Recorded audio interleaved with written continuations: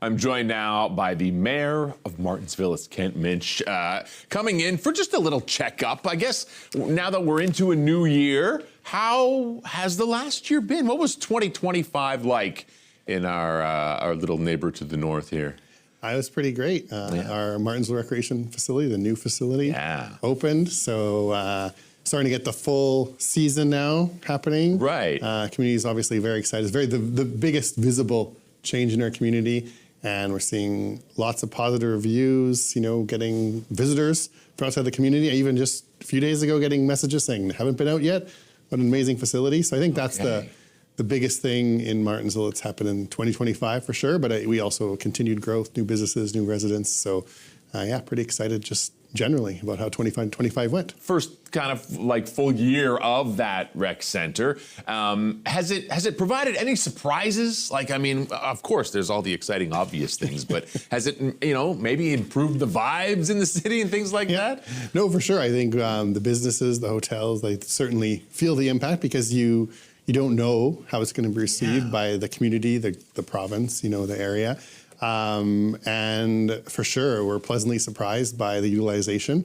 I think it's approaching 100% on the hockey side. All right. Pretty high on the turf side, and that's, you know, 7 days a week from early in the morning till at night. So I think that would be the biggest surprise, that we thought maybe that would be possible if there's that demand, but obviously until you see the tournaments coming in, the user groups, I mean, whether it's, you know, Saskatoon Minor Football doing flag football on Thursday nights or a, you know, big ringette tournament on the weekend, it's more than we thought, probably. It's got to be gratifying because the process to get the thing, you know, approved and built and funded and all that, it was long.